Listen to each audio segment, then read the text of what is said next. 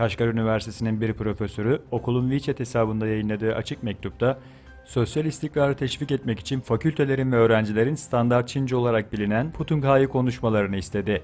Bu yıl Eylül ayından itibaren Çin hükümeti Doğu Türkistan'daki tüm okullarda Uygur dilinin kullanılmasını yasaklamıştı.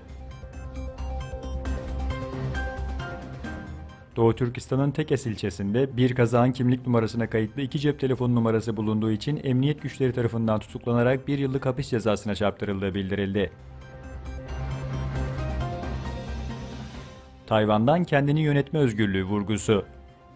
Tayvan lideri, Tayvan'ın kendi geleceğine karar verme hakkını ve kendini yönetme özgürlüğünü koruyacaklarını vurguladı. Tayvan'ın Çin anakarasına karşı iyi niyetinin ve çabalarının süreceğini ifade eden Tayvan lideri, öte yandan baskılara boyun eğmeyeceklerini, Tayvan'ın yeni uluslararası düzende kendi yerini bulacağını söyledi. Filipinler Devlet Başkanı Duterte, Avustralya'ya gerçekleştirdiği ziyarette, Kuzey Kore'nin tehditlerine karşı Çin ve ABD'ye birlik olma çağrısında bulundu. Katar ile Türkiye arasında siber güvenlik alanında işbirliği.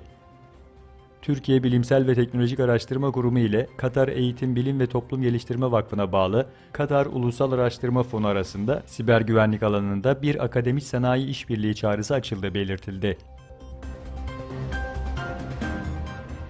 Hollanda'da koalisyon protokolü açıklandı. Hollanda'da Mart 2017'deki seçimlerin ardından kurulma hazırlıklarında son aşamaya gelinen 4 partili koalisyonun üzerinde anlaştığı hükümet protokolü açıklandı. Çek Cumhurbaşkanı Miloš Zeman, Rusya tarafından işgal edilen Kırım'dan vazgeçmesi için Ukrayna'ya tazminat ödenmesi teklifinde bulundu. Ukrayna Dışişleri Bakanlığı Özel Görevler Elçisi Kuleba, Zeman'ın teklifini yorumlayarak Kırım'ın satılmadığını belirtti.